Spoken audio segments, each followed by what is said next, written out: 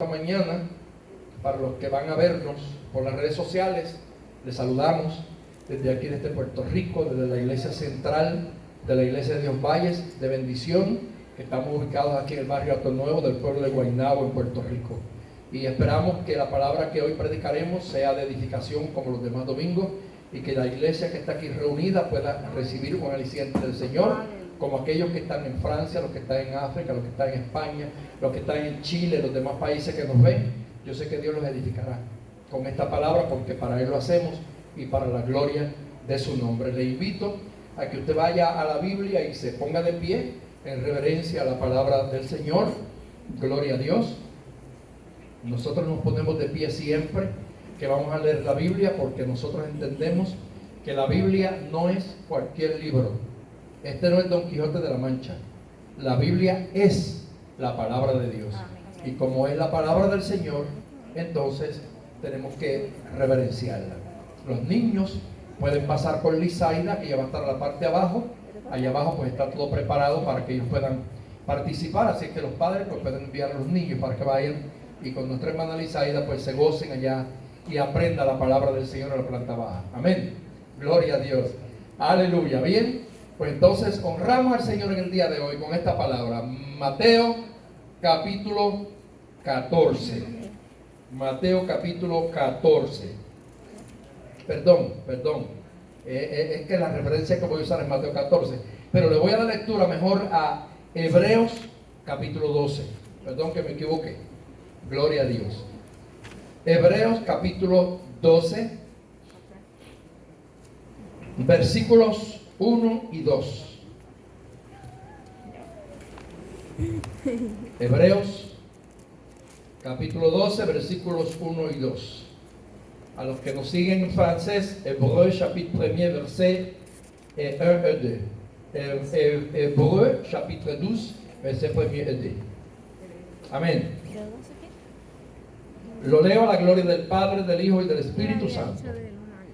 Por tanto, nosotros también, teniendo en derredor nuestro tan grande nube de testigos, despojémonos de todo peso y del pecado que nos asedia, y corramos con paciencia la carrera que tenemos por delante, puesto los ojos en Jesús, el autor y consumador de la fe, el cual, por el gozo puesto delante de él, sufrió la cruz, menospreciando lo oprobio, y se sentó a la diestra del trono de Dios. Gloria sea el nombre de Jesús. Levante sus manos y denle gloria a Dios. Aleluya, gracias te damos, Señor. Aleluya. Gloria a Dios.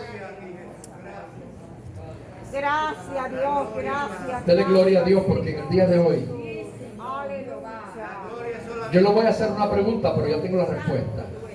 ¿En quién has puesto tú los ojos? ¿Cuántos pueden responder aquí? ¿En quién has puesto los ojos? ¿En quién es? En Jesús. En Jesús. Pueden sentarse. Damos gloria al Señor por esta maravillosa palabra.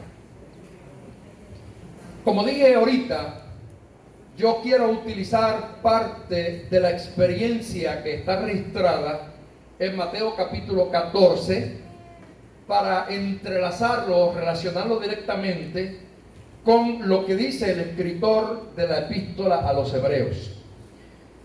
Porque en realidad creo que esta experiencia que vivieron los discípulos, los apóstoles con el Señor Jesús, debe de marcar un precedente en la vida de cada cristiano y hacerle entender que de la única forma que el cristiano, que el que cree en el Señor puede obtener victoria, es mirando a Jesús. Amén. ¿Por qué mucha gente se pierde en el camino? Porque desvían su mirada de quien debe de mirar. Los seres humanos hoy en día vivimos, y digo vivimos y me incluyo para que nadie piense que yo soy prepotente, pero los seres humanos hoy en día vivimos siempre comparándonos. La gente siempre se compara con el otro, y lamentablemente comparamos a los demás, y siempre queremos que la gente sea igual a nosotros, o queremos ser igual a los demás. Y esto trae en la vida como una batalla de competencia. donde todo el mundo compite. Entonces, dentro de la vida secular, muchas veces tendemos a imitar a los demás o a dejarnos llevar por los demás, y muchas veces no nos damos cuenta que el hacerlo nos puede arruinar la vida o nos puede mejorar la vida. Porque depende en esta vida a quién tú tomes de ejemplo para saber cómo te van a ir las cosas. Fíjese bien. Voy a mencionarte, bebé, mi hijo. Cuando yo me crié, a mí me criaron bajo el yugo. Porque mi papá y mi mamá venían de aquella escuela antigua, donde todo se arreglaba con la vara, con la correa y con la mano. Y con la chancleta, que no se puede olvidar. Y con la varita de tamarindo. ¿Alguien le dieron con varita de tamarindo? Señores, ay, la varita de tamarindo duele más que ninguna otra cosa. Increíble. ¿A cuántos aquí le pegarían, verdad? A Carmita, ¿verdad? ¿A cuántos con la varita de tamarindo? Mire cuánta gente levantó la mano. Los muchachos no saben ni qué es el tamarindo. Pero en el tiempo nuestro sí sabíamos. Entonces, ¿qué sucede? Nosotros crecimos en un ambiente donde los papás de antes no sabían hablar, ¿no? Porque todo lo arreglaban con el puño, todo lo arreglaban con la correa, y era verdad, ¿sí o no? Los que pasamos aquí de los 40, como yo, pues ya sabemos cómo era la cosa antes, pero de 40 para abajo la cosa cambió. Entonces, ¿qué sucede? A veces uno creía que ese patrón era el correcto. Y cuando nosotros empezamos a criar hijos, yo no sé cuántos cometieron errores míos, que yo al principio le daba palo también a los muchachos. Aquí está bebé, le di unas cuantas pelas, aunque yo no di mucho, porque él se puede decir que yo no di mucho. Pero las que di, se recuerdan, porque fueron duras. Porque a veces uno cree que ese patrón que me enseñó papi era el correcto. Y luego, cuando caes en tiempo, te das cuenta que te equivocaste. Que posiblemente ese patrón lo que hizo fue traer rebelión en el corazón de los muchachos. Sí, y muchos se pusieron rebeldes, dejaron los papás, se fueron de las casas. ¿Cuántas muchachitas a los 11 y 12 años metieron la pata? Y se fueron como un hombre buscando que no le dieran más palos. Y tristemente era el doble. Porque se iban a veces con personas que las iban a maltratar más que lo que el papá le maltrató. ¿Qué sucede? Con los años uno comienza a madurar y comienza a aprender que la violencia no ayuda en nada. La violencia llama a violencia. Entonces, hago este breve recuento para hacerle ver a ustedes que en la vida hay que saber a quién uno toma como modelo o como ejemplo para seguir. Porque no todos los ejemplos y no todos los modelos que están en práctica son los correctos. Entonces usted tiene ahora que pedirle a Dios que le dé la sabiduría para usted saber en quién usted fija los ojos. Y cuando llegamos al término espiritual, ¿por qué mucha gente fracasa en la vida cristiana? Porque hay gente que se convierte, pero se convierten al pastor. ¿Oye lo que dije? Se convierten al pastor. Entonces, si el pastor comete un error o comete una falta, se van. Entonces yo llego a la conclusión que esa persona nunca se convirtió a Jesucristo. Porque el que puso los ojos en Jesús no se fija en el pastor, ni en la esposa del pastor, ni en la misionera de la iglesia, ni el evangelista, ni el maestro. ¿Se fija en quién? En Jesús. Porque algo que tenemos que entender los humanos es que toda esta tierra está poblada de humanos. Y que los humanos tienen virtudes y que tienen defectos. Y el hecho de que Dios llame a una persona y le coja un ministerio, no lo saca de este cuerpo, no lo saca de este mundo, lo deja viviendo como todo el mundo. Y esa persona tendrá muchas altas y tendrá muchas bajas. Pero tu relación y mi relación con Dios es personal. Y como es personal, yo tengo que aprender a mirar solamente a Jesús. Y aunque falle el que falle, y aunque caiga el que caiga, yo tengo que seguir mirando a Jesús. Aleluya. Es por eso entonces que el escritor de los Hebreos habla claramente y nos dice primeramente que tenemos una nube a nuestro alrededor de testigos. Los testigos son la gente que dan testimonio de un hecho, de un evento. Cuando usted se convierte a Cristo, todo el mundo lo verá. Usted antes, por ejemplo, las mujeres, antes de convertirse, usted podía vestirse como quisiera y salía a la calle y nadie le importaba. Pero después que usted se convirtió, usted se viste en una forma deshonesta y la gente dice, ¿y eso? ¿Qué es cristiana? Antes no le importaba a nadie porque todos vivían en el mismo ambiente. Pero una vez que ya tú te separas del mundo y te haces parte de la iglesia de Cristo, hay una nube de testigos que te mira de día y que te mira de noche, a ver cómo tú hablas, a ver cómo tú actúas, a ver cómo te vistes, a ver si tú mientes, a ver si dices la verdad. El apóstol, o sea, el escritor de los Hebreos sabe eso claramente, y lo que nos está haciendo un llamado es a saber que todo lo que nosotros sacamos, alguien dará testimonio de ello, bueno o malo. Y tenemos que luchar porque el testimonio que se dé de nosotros sea siempre un buen testimonio para que otros vengan también a virar sobre Jesús. Ahora entonces él dice que tenemos entonces que despojarnos de todo peso y del pecado que nos asedia.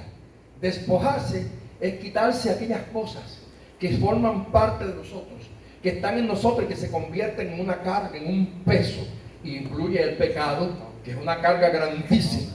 Ahora, cuando yo comienzo a vivir para Jesús, tengo que despojarme del pecado, despojarme de mi vieja vida, despojarme de mis viejos hábitos, despojarme de mi vieja costumbre.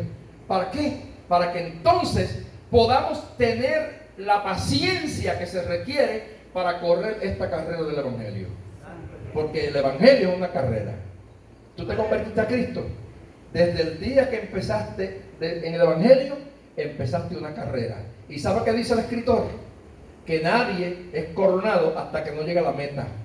Por lo tanto, esto no es cuestión de ser cristiano 20 años y apartarme, o ser cristiano 30 años y apartarme, o ser cristiano 50 años y apartarme.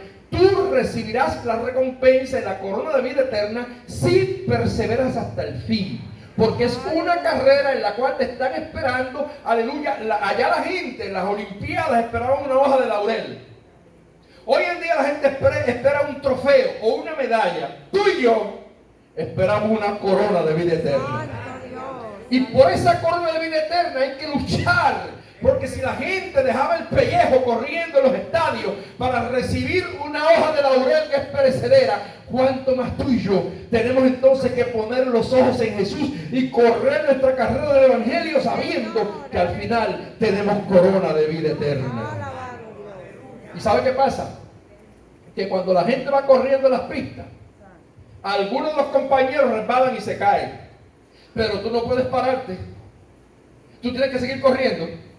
Porque si tú te detienes porque el otro se detuvo, no alcanzas tu trofeo, no alcanzas tu corona. ¿Cuánta gente yo he visto que comenzó el Evangelio conmigo? ¿Dónde están? ¿Cuántas? Bueno, yo los otros días recordaba, y la gloria y la honra es para Dios, que el día que a mí me ungieron al completo ministerio fue en el 1980. Ungieron 11 ministros conmigo ese día. Y los otros días sacando cuenta, creo, si no me equivoco, que de esos 11 ministros que ungieron conmigo ese día, quedamos 2 activos en el ministerio. Algunos de ellos cayeron en pecado. Otros de ellos cayeron en falsas doctrinas. Otros de ellos hasta se apartaron del Evangelio. ¿Y usted cree que a mí no me dolió? Claro que me dolió. Pero yo tuve que aprender en este camino que mi carrera es mi carrera. Y que la carrera de cada cual es individual. Y que yo no podía ponerme a llorar y a gritar y a saltar porque aquel resbaló se cayó, porque entonces descuidaría mi carrera y al final no obtendría mi corona. Por lo tanto, hasta el día de hoy todavía sigo corriendo. Aleluya. Con luchas, dificultades, sí.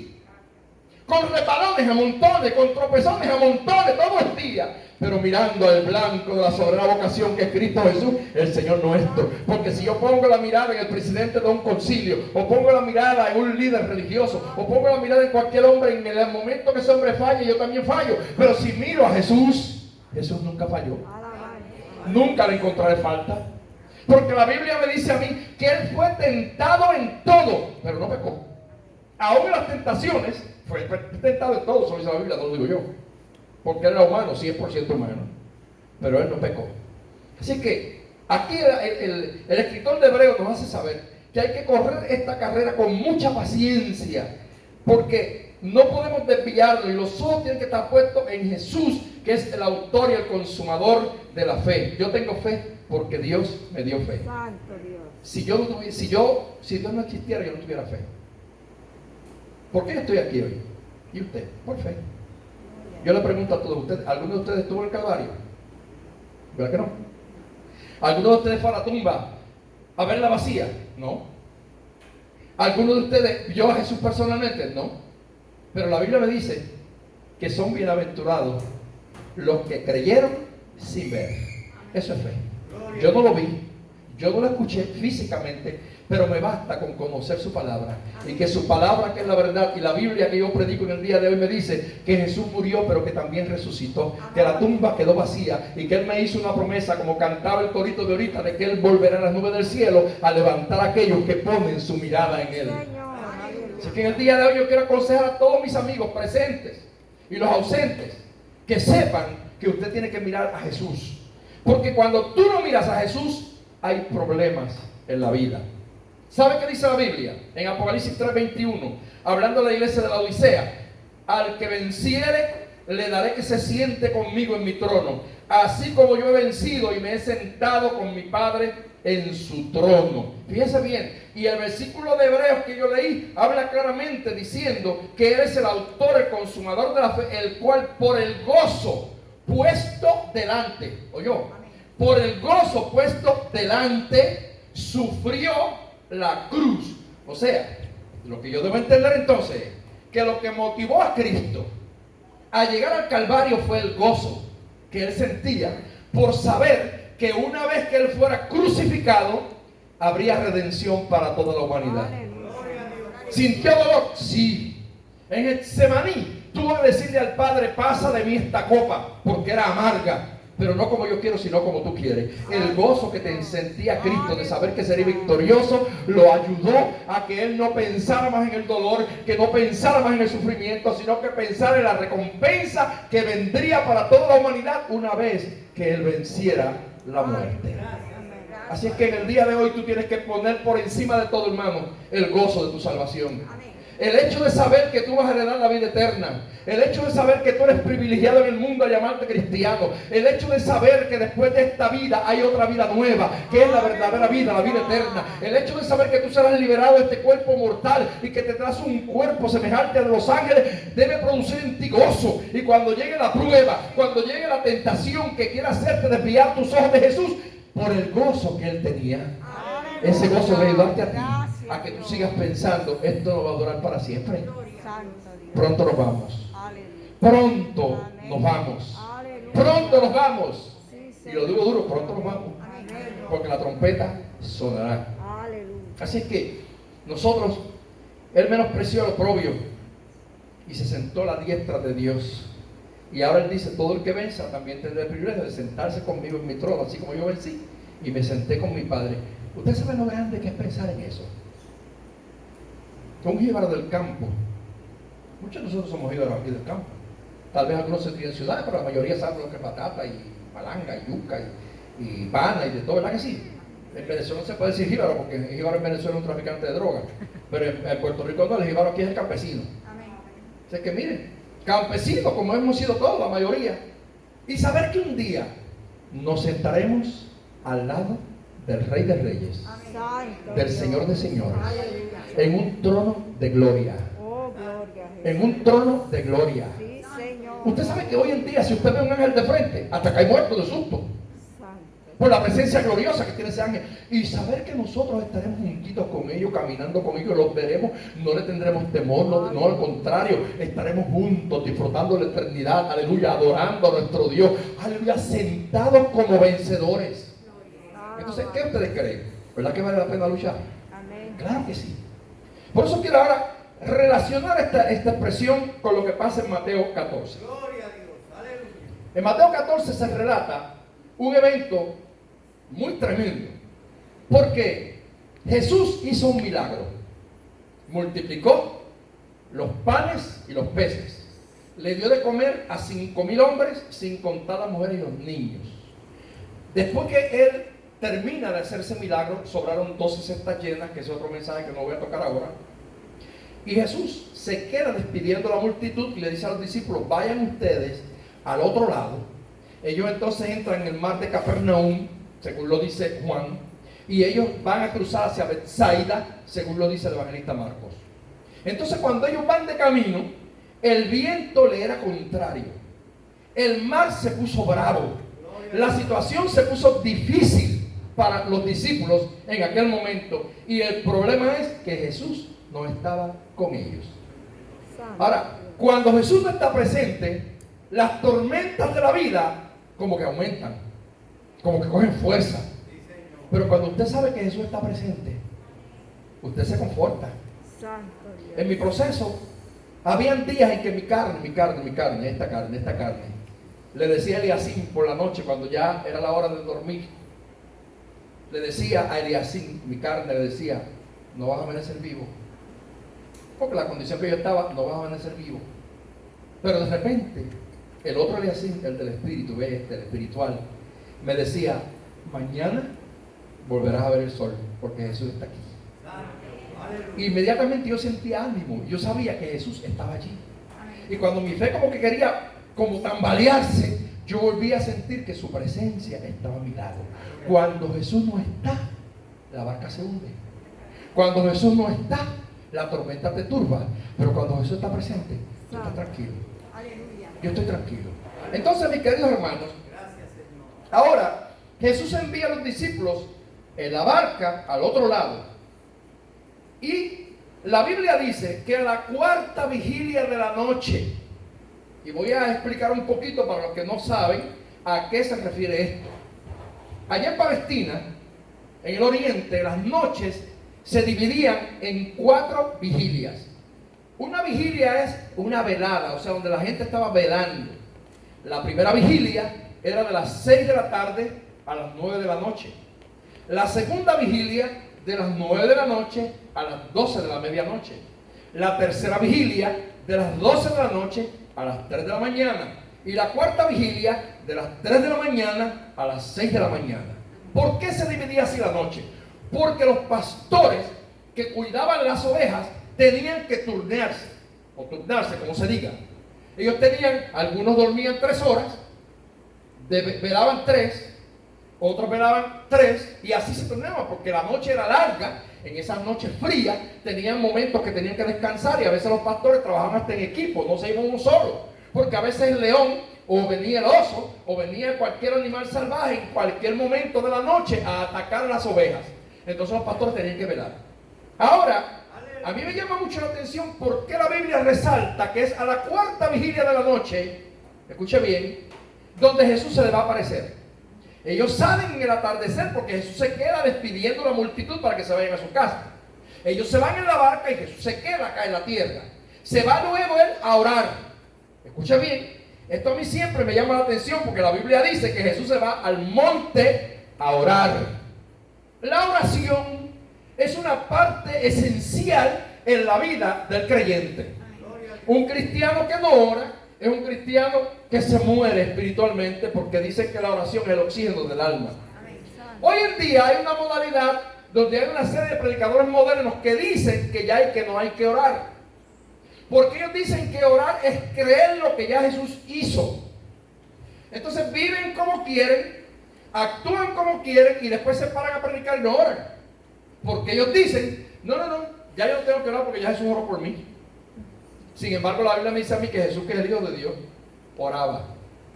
Pasaba noches enteras orando. La Biblia me dice que Daniel oraba. La Biblia me dice que después que Jesús ascendió al cielo y la iglesia primitiva se fundó, a las 3 de la tarde los cristianos iban al templo de Jerusalén a orar. Y la Biblia dice a la hora de la oración, o sea que era costumbre, hábito, que a las 3 de la tarde, por eso fue el día en que Jesús, en que Juan y Pedro sanaron al cojo de la Hermosa, el cojo que estaba en la puerta del templo de la Hermosa. Dice la Biblia que ellos fueron a orar. Y cuando fueron a orar, allí el Señor hizo el milagro y la Biblia especifica que era la hora de oración. O sea que había un momento específico para los cristianos orar. Es necesario que nosotros aprendamos eso. Hay gente que se conforma simplemente con dar gracias por la comida. Y lo que dicen es lo mismo que te dije ayer, te digo hoy. Y hay gente que por la noche lo que dice, Señor, aquí me encomiendo, como me encomendé ayer, me encomiendo hoy. No. Hay que sacar momentos para la oración. Hay que sacar momentos para intimar con Dios.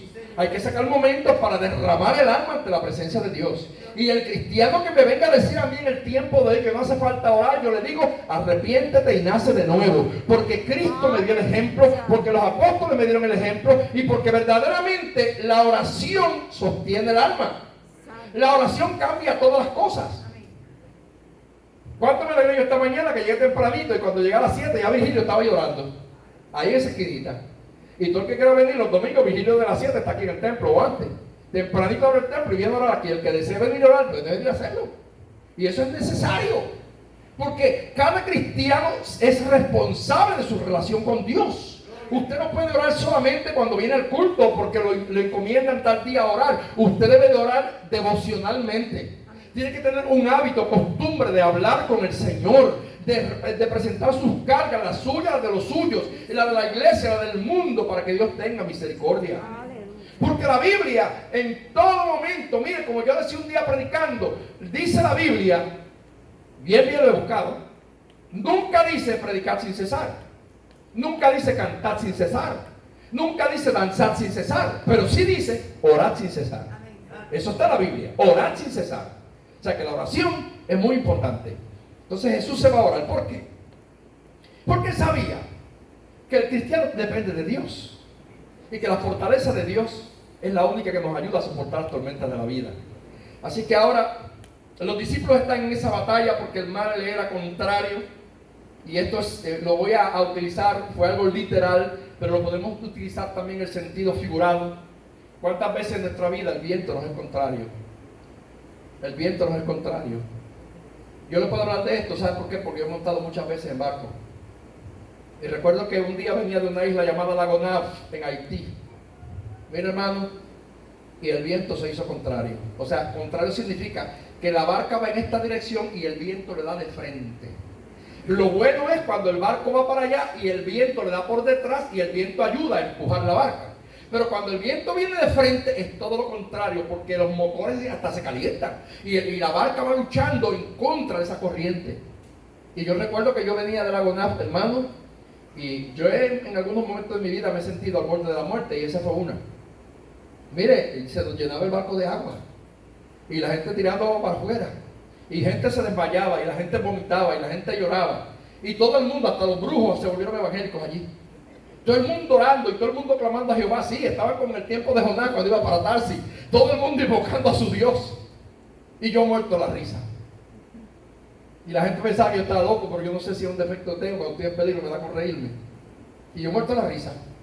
Porque yo veía que el barco hacía así, mira hermano, brincaba para arriba y como que caía. Cuando caía, ¡tá!, daba en el agua y la gente, los que estaban sentados, caían del asiento al piso por allá. Recuerdo uno de nuestros pastores haitianos que el mar le dio y lo tiró por allá. Y él sí rápido cayó, rápido se levantó para que yo no lo viera, pero yo lo había visto ya. Y había otro que se agarró de uno de los postes que tiene la lancha, el barco. Y yo recuerdo que eso eran que ande en valle de sombra de muerte, no te mires mal alguno porque tú estarás conmigo. Y al que ande en valle de sombra de muerte, no te mires alguno porque estarás conmigo. Y miraba para todos lados, porque el miedo me estaba matando. O sea, una cosa es contarla y otra es vivirla. Saber que ahí debajo hay tiburones, saber que ahí debajo hay ballenas, saber que ahí debajo hay cuántos animales, tú no sabes cuánta profundidad tiene ese mar y tu barco se está haciendo cantos. Entonces la vida está en peligro. ¿Cuántas veces en nuestra vida secular, en nuestra vida diaria, hay tormentas que sacuden nuestra barca?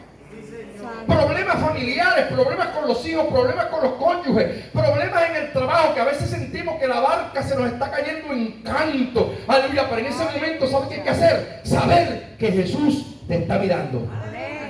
Y saber que Jesús nunca va a llegar tarde. Entonces la Biblia dice, a la cuarta vigilia de la noche. ¿Y por qué se especifica la cuarta vigilia? Porque es la última. ¿Y sabe cuál es? ¿Por qué? Porque la cuarta vigilia de la noche es la más oscura de las cuatro. después de las 3 de la mañana hasta que van a nacer el alba, es la parte más oscura de toda la noche. Yo no sé cuántos aquí han madrugado a esas horas. Levántese un día a las 3 de la mañana, mire para que usted vea. Es la noche más oscura, el momento más oscuro de toda la noche. Pero gloria a Dios, porque esa oscuridad tan profunda lo que te está anunciando es que se acerca un nuevo día. Mientras más oscura sea la noche, más cerca está la luz. Oh, gloria a Dios.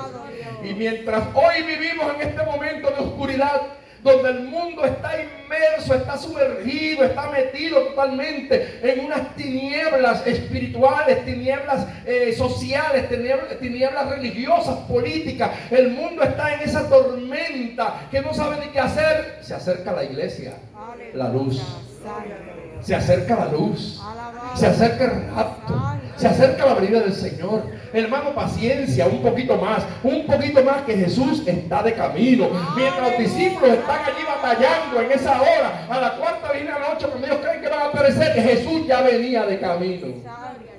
Y lo grande, ¿sabe qué? Que Jesús venía caminando sobre las aguas.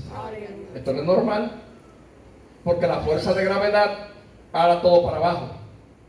Y es ilógico o es contraproducente que alguien camine sobre el agua, porque el agua es líquido. Y cuando tú intentas pararte en el agua, como no hay nada sólido, te hundes de inmediato. Pero Jesús vence la fuerza de gravedad. A Jesús no lo detiene la fuerza de gravedad, porque Él creó la fuerza de gravedad. Por lo tanto, Él le dio, ¿cómo se llama? Le dio orden a la fuerza de gravedad y dijo: ahí te quedas quietecita, que el que va por aquí soy yo, el que te hice. Y la Biblia dice que Jesús empezó a caminar sobre las aguas. Cuando Jesús está caminando sobre las aguas, hay un ambiente terrible, porque en ese momento hay viento fuerte, es un momento de tormenta, hay oscuridad, los discípulos están cansados. Oiga, hermano, y todo ese ambiente era negativo. Y para completar, en la tiniebla de la noche, ven un personaje parado sobre las aguas. Lo primero que dijeron: un fantasma. Se acabó de complicar la situación. ¿Cuántos aquí creen en fantasmas? Pero los cuentos nos hacen hablar de fantasmas. Y los fantasmas, pues, son espíritus, según la gente los entiende. Así que ahora los discípulos piensan que es un espíritu. Y posiblemente hasta pensaron que es un espíritu malo, porque en medio de esa tormenta tan mala, era ilógico que viniera un espíritu bueno. Oiga, pero en medio de las tinieblas y de la oscuridad, el resplandor de Jesús domina las tinieblas. La paz de Jesús termina con la batalla. La tranquilidad de Jesús detiene las horas. Y cuando Jesús viene caminando, están ellos debatiendo. Y ahora Pedro le dice: si eres tú, di que yo vaya. Y Jesús le dijo: ven, tranquilito, ven. Pedro tiene una experiencia que ningún otro hombre ha tenido, aparte de Jesús, porque Jesús es Jesús, pero al mismo tiempo Jesús es Dios. Y Pedro, que es un humano 100% y que no es Dios, tiene ahora el privilegio de caminar o de experimentar la experiencia de Jesús, porque la Biblia dice que Pedro se baja de la barca y comienza también a caminar sobre las aguas. Qué grande es esto, ¿verdad? Aleluya. Qué grande es esto. A mí me gustaría vivir esa experiencia, porque yo recuerdo un día que yo estaba allá en Venezuela, iba por el río Caparo, que es un río donde hay caimanes, donde hay como anacondas, donde hay hasta delfines de estos de agua dulce, pero lo más terrible es que hay pirañas. Usted sabe lo que son las pirañas, ¿verdad? Y yo iba a predicar a un lugar, mira hermanos, pero lejos. Salimos a las 4 de la tarde en una canoa, y en ese momento era río abajo, que la canoa va más fácil, ¿eh? Era un espectáculo tremendo el camino. Yo veía esas guacamayos, ese montón de cotorras, turpiales, todo tipo de animal cantando a la orilla de ese río, porque es una jungla, muy bonito. Y cuando yo estoy llegando al sitio donde yo iba a predicar, era una vigilia, pero de la orilla del río había que caminar como media hora en motora para llegar a donde era la vigilia y está toda la gente esperando. Y yo voy para allá muy contento. Nunca me olvido que llevaba unos zapatos nuevos. Me lo estrenaba ese día, Saraí. Y cuando me voy a bajar que ya está de noche cuando llegamos al sitio. Cuando me voy a bajar de la canoa, yo no sé qué pasó, que me paré mal, hermano, y me he caído de cabeza en el río Caparo. Y cuando yo caigo de cabeza en ese río Caparo, yo lo primero que pensé fue en las pirañas, porque el que cae en un río de pirañas es difícil que salga vivo. Y el segundo es que yo no sé nadar. O sea, yo sé un poquitito así como los perros, así por encima del agua. Pero yo sé meterme por debajo del agua, no sé por qué, que yo trato de meterme por debajo del agua y hay algo en mi cuerpo que el agua me sube y yo siempre estoy por arriba. Yo trato de meterme para abajo y nunca abajo, siempre estoy arriba. Cuando creo que estoy abajo, estoy encima del agua otra vez. Floto. Entonces, cuando de momento yo caigo en aquella oscuridad y yo trato de buscar, no hay fondo. Yo voy para abajo. De momento siento que este pie toca algo, pero en este, cuando trato de hacer así, ahí no hay nada, ahí lo que es un vacío, porque hay sitios que ese río tiene 30 y 40 pies de hondo. Estamos hablando de un sitio que hay parte que uno no sabe cuánto hay. Yo no sé cómo fue, yo di lo que llamaban antes una vuelta en carnera, como dicen, di una vuelta en carnera dentro del agua así. Y en mi corazón lo único que dije es, Jesús, sálvame. Porque sentí la muerte como nunca en la historia. Y dije, aquí es verdad. Aquí es verdad. Y cuando dije, Jesús, sálvame, yo levanté esta mano, no sé cómo, yo agarré la borda de la canoa. Cuando agarré la borda de la canoa, me agarré de ella y habían 2 hombres ya en la canoa metidos y me levantaron y me sacaron. A mí no me picó una piraña y eso es un milagro. No tuve problema con los caimanes. Me sentaron en aquella canoa, hermano, mire, lleno de lodo, sucio de la cabeza a los pies, porque ese río que es como que uno se hunde. Y a mí me dio un coraje. Porque es verdad, uno es humano, ¿verdad que sí? ¿Verdad que sí, Carmencita? De vez en cuando la coraje uno. Y ahí me dio un coraje y dije, Dios mío, pero yo voy a predicar en una vigilia. Yo que estoy lo más bonito. Yo que estoy con zapatos hasta nuevos y me caigo ahora, estoy lleno de lodo. Con la ropa mojada y sucia. En un lugar, hermano, que no había ni luz eléctrica. Me metieron en un cuartito. En una casa, me tuve que quitar toda mi ropa. Me envolvieron como una toalla. En un cuarto que yo no me veía ni las manos. Y el problema es que ahí hay serpientes venenosas por todos lados. Y yo no me atrevía ni moverme de la sillita donde me sentaron, porque decía, si muevo un pie y hay una mapanare o una ¿cómo se llama? Una coral o una 4 narices, como dicen ellos, hasta aquí llegué. O sea, no me mataron las pirañas, pero entonces las culebras me están esperando. Y yo ahí esperando, Señor, ten misericordia de mí. No me moví ahí. El pastor se fue en una moto y agarró mis medias, mis interiores, y se fue a conseguir una casa donde tenían una plancha y empezó a tratar de planchar eso para por lo menos medio secarlo y traérmelo de nuevo. Para entonces montarme en una motora con ese frío que me llevaba hasta los huesos, por medio de esa jungla para llegar al sitio donde era la vigilia. Y yo iba allí rabiando. Y decía, ¿cómo yo predicaré hoy si yo tengo coraje? Señor, porque estoy todo sucio, estoy mojado, tengo frío. Tuve que ponerme ahora los zapatos del pastor, que ni me servían, para yo poder llegar a predicar. ¿Sí? Tuvimos que intercambiar ropa, imagínense. Cuando llego allá a aquella vigilia, hasta yo oía allá a lo lejos, yo veía la moto, a lo lejos, oía la gente cantando. Y yo oía cuando decían, hermano, vamos a cantar otro corito porque el predicador viene de camino. Y volvían, hermano, cantemos otro corito porque el predicador viene de camino. Y aquella motora como que daba vuelta y a veces sentía la voz bien cerca. Cuando yo estaba llegando todavía faltaba muchísimo. Pero es que en esa jungla la voz corre. Cuando llego allí yo digo, Señor, hoy vas a hacer un milagro en mí. Pues yo necesito ahora que tú me quites este coraje que yo tengo. Porque si yo voy a predicar tus palabras, yo no puedo predicar enojado. Yo tengo coraje, Señor, tú sabes que tengo coraje. Porque estoy sucio, estoy lleno de agua, estoy con los zapatos mojados. Pero, como Dios es bueno, tan pronto me bajé de la canoa, vienen unos hermanitos de allá de la jungla bien amorosos. Y me dice, pastor, venga, que nosotros le preparamos una comidita para que usted coma antes de predicar. Y yo que llevaba un hambre. Porque imagínense, a las 4 de la tarde en ese frío por ir para abajo. Y cuando llego me han presentado, mis queridos hermanos, mire, una chuquita con un arrocito blanco. ¿Y sabe qué? Un fricasé de cordero. Aquello sabía a gloria. Yo comí cordero, yo comí yuca, yo comí arroz y me llené bien llenito y se me quitó el coraje. Me calenté el estómago, me calenté el alma. Y dije, ahora Señor, porque la Biblia era hasta las 6 de la mañana. Gloria a Dios. Es que yo no sé si aquí a alguno de ustedes le pasa como a mí, pero a mí cuando me da hambre no me gusta ni que me hablen mucho. Cuando yo tengo hambre deben de comer primero porque me pongo todo nervioso así. Mire cómo hace mi nieto. Porque le pasa lo mismo y a mi hijo le pasa lo mismo. Es que es algo como uno, usted sabe, cuando tengo hambre, dame primero comida y después hablamos. De verdad. Gloria a Dios, hermano, y prediqué la palabra ahora con gozo, con la barriguita llena. Hasta me calenté, se me secó hasta la ropa encima. Estuvimos allí en la vigilia.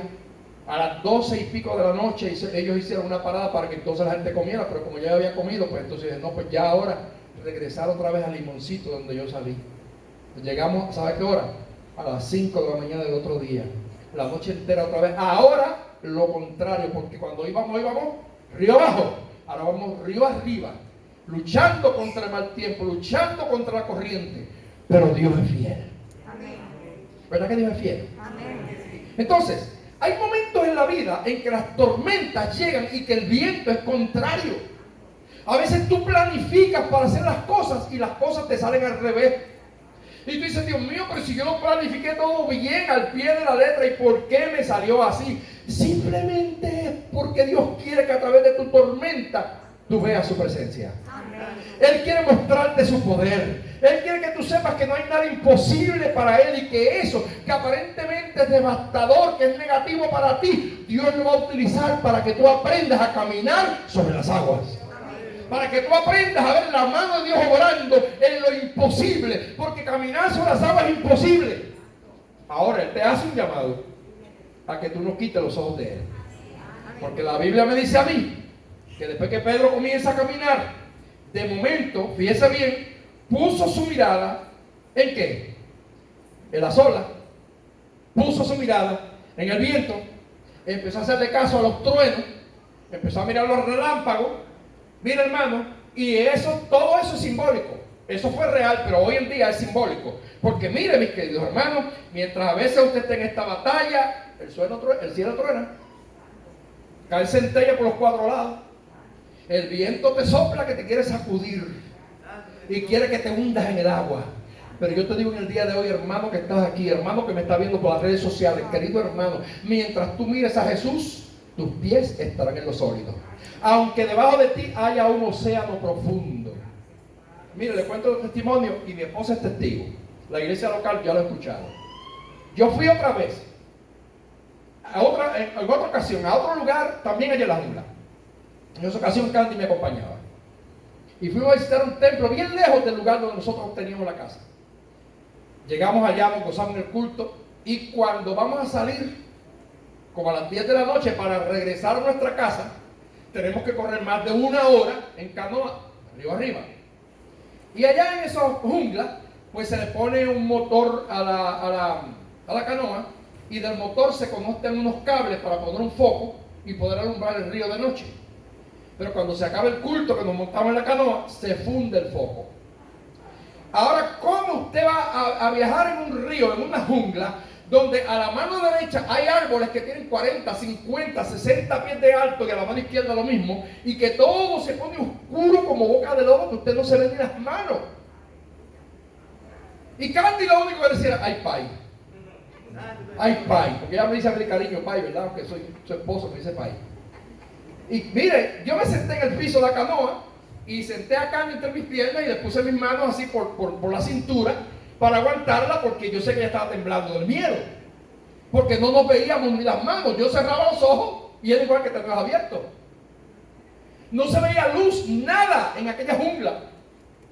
Y nosotros en esa canoa y empezamos a orar. Hermanos, Jehová sigue siendo Dios.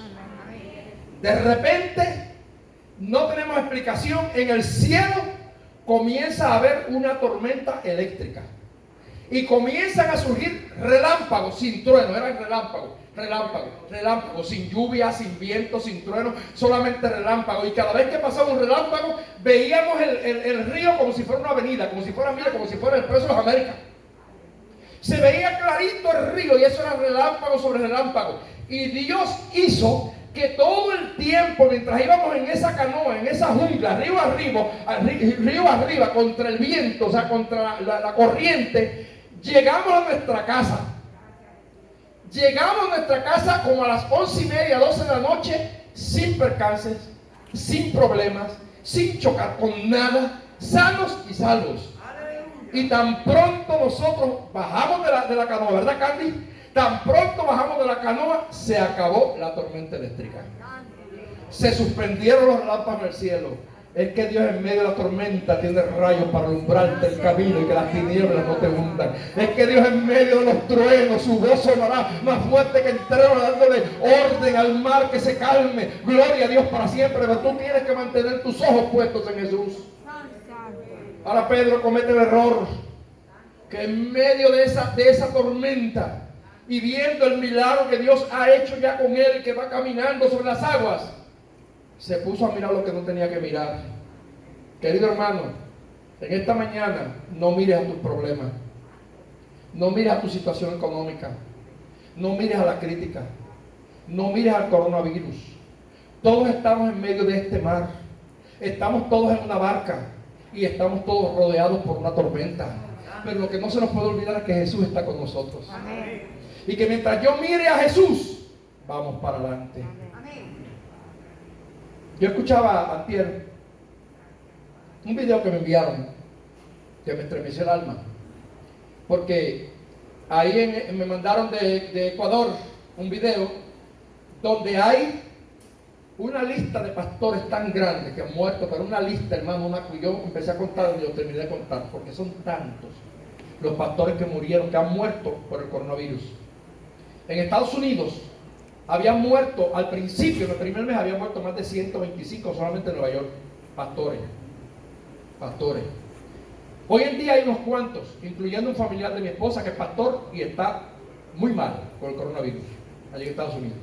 Incluyendo un pastor amigo mío, muy mal. Hay montones de pastores que hoy en día están con el coronavirus y otros ya murieron. Entonces, yo digo, Señor, qué grande eres tú, que hasta este momento, en medio de esta pandemia, estamos bien. Aquí, gloria a Dios, y vuelvo y digo, gloria a Dios. No hay un caso, no lo ha habido. Tenemos fe. El más vulnerable de todos es este servidor, por un trasplante de hígado que tengo. Sin embargo, yo vivo mi vida tranquilo. Sí tomo mis precauciones, pero Dios me cuida. Dios me guarda. Dios me protege. ¿Por qué razón? Porque yo aprendí a poner mis ojos en Jesús. Yo no voy a poner mis ojos en las noticias. Yo recuerdo que mi mamá, antes de morir, cuando uno prendía en casa el televisor y la noticia, decía: Nelly, apaga eso. Yo no quiero ver noticias porque las noticias no me dejan dormir, me ponen nerviosa. Decía: no quiero ver más lo que está pasando. Eso era mami. Hoy en día no vale la pena ver las noticias porque todo el mundo es médico. Hoy en día todo el mundo es científico. Hoy en día a uno le dan una receta, mañana le dan otra. Hay unos que le dijeron al principio: ponte guantes. Después dijeron: no te los pongas.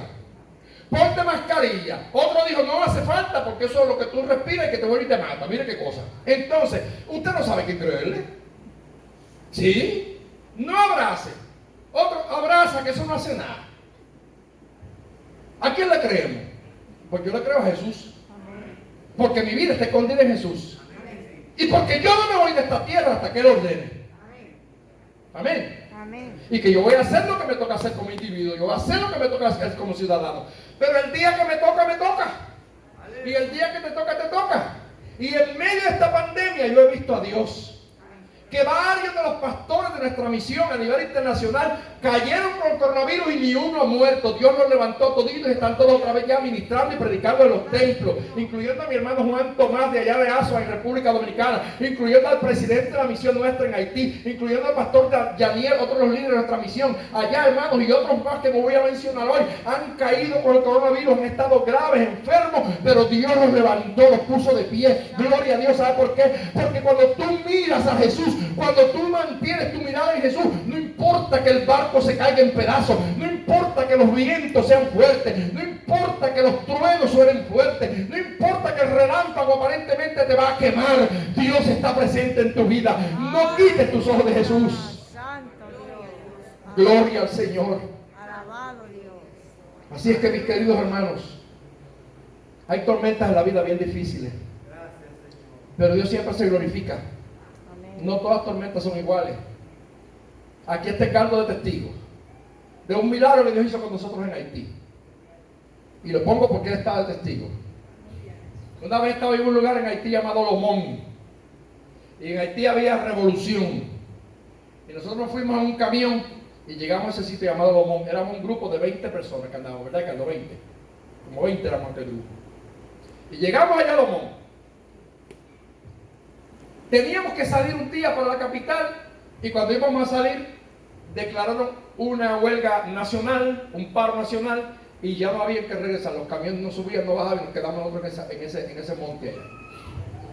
Yo había llevado comida para los días que íbamos a estar allí y para el grupo que iba a estar allí. Pero nos levantamos por la mañana, estábamos listos para irnos, no podíamos irnos ese día, pasó el segundo, no podíamos irnos, el tercero no podíamos irnos, ya no había forma de transportarnos y ahora sí es verdad, y se nos acabó la comida. Cuando se acaba la comida, estamos en el tiempo del embargo, que la cosa en Haití estaba que era difícil, usted para conseguir un litro de gasolina había que tener $58, o sea, un galón de gasolina, $58. Piense usted, eso fue terrible.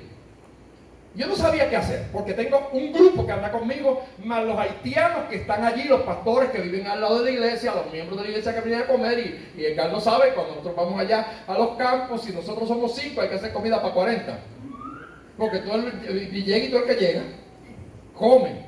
Y hay que hacer arroz, los calderos de arroz nosotros no son 5 libras, son 20 libras. Y si vamos a hacer, usted sabe, carne, pues usted sabe, no podemos hacer un pollo, hay que hacer un montón de pollo, para que todo el mundo coma.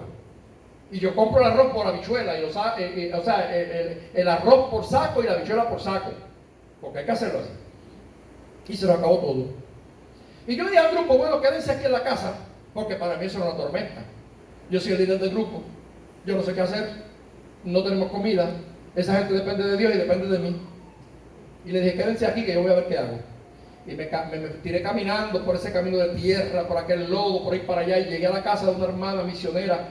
Que Dios la bendiga. Si me está viendo en algún momento me ve, que Dios la bendiga, hermana Morissette, ecuatoriana, que vivía en aquel campo en Haití.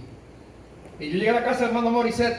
Ella tenía un colmadito y estaba casada con un haitiano. Para que el haitiano era, mire, tacaño. Y como había ese embargo, no la dejaba ella que vendiera, mire, ni un lápiz. Le dijo, no, aquí no se puede vender nada más porque no sabemos hasta cuándo no va a haber comida en Haití. Le prohibió vender de todo. Nada podía vender ella. Y yo llego y le digo, hermano Moisés, tengo un problema grande. Tengo un grupo de gente conmigo, más los haitianos que están conmigo. Así que tenemos que comer. Y no tenemos comida. A ver si usted me vende algo. Y me dijo, ay, pastor, mi esposo no quiere que venga nada, pero quédese calladito que yo por atrás le voy a sacar algo. Y al escondido del esposo, oiga, que casi todos los navales Dios le da una Abigail. ¿Usted le dio la historia esa? Sí, porque la Biblia dice que en el tiempo de David había un hombre llamado Nabal que era malo. Ay, Dios bendiga, hermana Lidia, gloria sea al Señor. Lidia de Jesús, ya no le puedo decir que salga. Amén, Dios la bendiga. Ella sabe lo que yo hablo. Nabal y Abigail. Oiga, y aquel Nabal era malo, pero Abigail era tremenda mujer de Dios. Y aquel Nabal, cuando David mandó a buscar comida, se la negó. Pero Abigail en lo escondido fue y mató unos corderos y hizo un guisado. Y después, ¿sabe qué hizo? Que Dios la bendijo tanta que mataron a ese hombre y después ya fue la esposa del rey. Porque después David lo mandó a buscar y se casó con Abigail por lo buena que fue. Ay, mire, mujer, si tu marido es malo, tranquila, que Dios te lo va a quitar del camino. Dios te va a quitar a Nabal y te va a dar un David. Sí, sí. Dios te va a quitar un Nabal y te va a dar un David. Consuélate en eso, hermano, porque hay hombres que son malos y mujeres también. Viceversa. El asunto es que aquel era Nabal, el Nabal haitiano. Y yo voy donde ella y a mí y me sacó 3 libras de arroz. Me sacó 2 latitas de sardina. Me dio un poquito de aceite. Y no me acuerdo si fue una cebollita y un pimientito, algo así, me lo dio. Yo le fui a pagar, me dijo que no.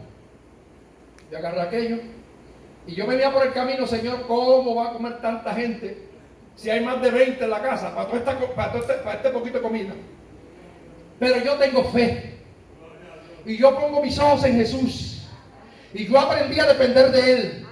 Y llevo 44 años en este ministerio y nunca le he pedido un centavo a nadie. Y nunca he predicado por dinero.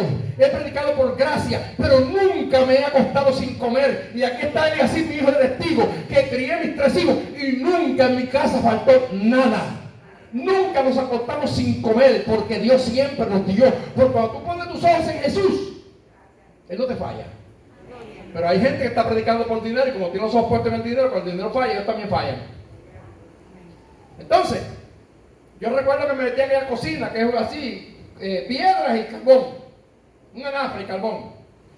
Y yo agarro aquel arroz, le echo en aquel caldero, le echo el agua, echo el arroz, la sardinita, el poquito de aceite, la cebollita, sal, pan, y tapé el caldero y oré. Oré. Y dije, Señor, aquí habemos mucho más de 20 personas que vamos a comer de esto. Yo hice la parte mía, haz tú la tuya. Y lo dejé en manos de la pastora, la hermana mamá, una haitiana que tenemos allá, muy sierva, una sierva de Dios. Le dije, usted se encarga de moverlo y de taparlo y del resto que le toca. Yo hice lo que me tocaba. Y me fui allá, yo esperando, Señor, que se cocine ese arroz. ¿Cómo lo vamos a hacer? Y clamando a Dios, Señor, glorifícate. Cuando llega la hora de comer, como a la 1 de la tarde, viene la hermana mamá. Y allá en Haití se acostumbra a servir la comida en ponchera, cuando hay grupo. Y vino ella y llenó una poncherita así llenita de arroz. Y vino y la puso a la mesa. Y cuando yo vi la ponchera de arroz, dije, no mamá, usted nos dio todo el arroz a nosotros y los demás que van a comer. Ella me dice, pastor, yo no sé qué pasó aquí. Perdóneme, pastor, yo no sé qué pasó aquí. Pero yo serví esta ponchera de comida para usted y cuando miré para atrás, el caldero estaba lleno otra vez. Oh, gloria. Aquí está el caldo de testigo. Yo no le miento, estoy diciendo lo que pasó. Ella me dijo, el caldero está lleno otra vez, pastor. Y yo dejé aquella poncherita de arroz en la mesa y me fui a la cocina y cuando destapé el caldero estaba lleno hasta arriba de arroz otra vez. Y yo dije, todavía Jehová, tú eres Dios. Tú eres el Dios de Elías, tú eres el Dios de Eliseo, tú eres el Dios que multiplicó aquellos 2 pececitos y aquellos 5 panes para darle comer a 5,000. Pero el milagro no ha terminado.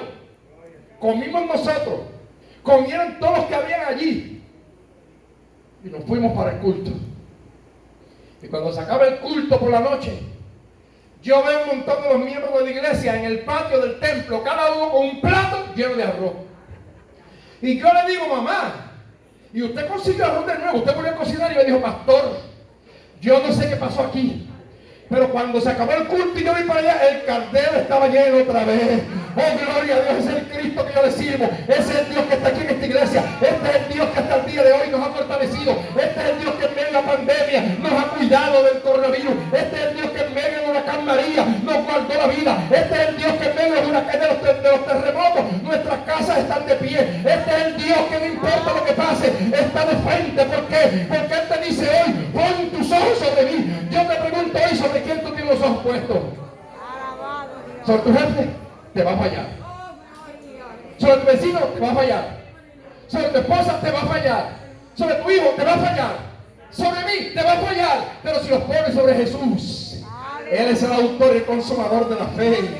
Y Él te va a ayudar a vencer la tormenta. Él te va a ayudar a caminar con pie firme, aun cuando lo que haya debajo de tus pies sea agua, aunque sea arena movediza. El que me libró a mí de las pirañas en el río Caparo de Venezuela todavía vive. El que me libró a mí en Corte Fe cuando un brujo me envenenó una toronja y le echaron un veneno a la toronja para quitarme la vida y Dios me libró de esa muerte, todavía vive y está aquí. Gloria a Dios para siempre. Y un día estando en la capital de Haití, recuerdo, está la hermana Regina sentada a la mesa y de momento suena el teléfono, una llamada de Brooklyn, Nueva York, y dice, pastora, el Señor nos dijo, estamos orando acá en Estados Unidos, el Señor nos dijo que a la cocina suya entró alguien y le echó veneno a la comida. La comida que está en la mesa está envenenada y ellos no sabían que Regina estaba en la mesa ya para comer. Regina oró, dio gracias al Señor, se levantó y dijo, yo voy a ver si esta hermana es verdad que Dios la está usando, es cuestión de su mente. Y agarró la comida y fue y le echó una esquinita en el patio Iba un perro pasando y el perro vino corriendo y se metió y se comió la comida. Y tan pronto el perro terminó de comer, cayó muerto. Se murió. El veneno que había allí era para matarnos a todos nosotros. Pero Dios nos libró de la muerte. Mi Dios es real, ¿cuántos lo creen? Mi Dios está aquí, ¿cuántos lo creen? Mi Dios está en tu casa, Dios está en tu casa, hermano. En el problema con tu hijo, con tu familia, con tu esposa, con tu vecino, con tu jefe. Dios está presente. Solamente Él te dice hoy lo que dijo el escritor de Hebreo: mantén tus ojos puestos en Jesús. No mires a nadie más. No pongas tu confianza en el hombre, porque la Biblia dice que es maldito todo hombre que confía en el otro hombre. Dios es fiel y verdadero. Aleluya. Ahora Jesús reprendió a Pedro, porque cuando él quitó los ojos de Jesús empezó a hundirse y empezó a llamar a Jesús: sálvame, Jesús, sálvame, Señor, sálvame. Y él le dijo: hombre de poca fe, ¿por qué dudaste? Muchas veces la duda nos hace quitar los ojos del Señor. Y sé que todos los que estamos aquí en algún momento de su vida han tenido dudas, pero yo quiero decirte en el día de hoy: tu Dios es fiel. No importa que la duda aflore a tu mente, no importa que la duda trate de venir en medio de las situaciones, créele a Dios. Créele a Dios, que Dios es fiel. Él está en tu tormenta. Y Él te dice hoy: pon tus ojos en mí, no en el pastor. Pon tus ojos en mí, no en el hombre. Ese es el Dios que yo le sirvo hoy. Incline su rostro. Señor, he predicado tu palabra y lo he hecho con gozo, porque tú me la has dado para este pueblo hoy. Y no solamente para los que están aquí, sino los que están allí en los mares, aquellos que están en distancia. Yo te pido que esta palabra sea hoy un bálsamo, un aliciente, para que todo aquel que esté enfrentando una tormenta en esta vida sepa que mientras te mira a ti, no se hundirá en el mar. Ayúdanos a tener fe, para gloria de tu nombre, en el nombre de Jesús. Amén. Amén.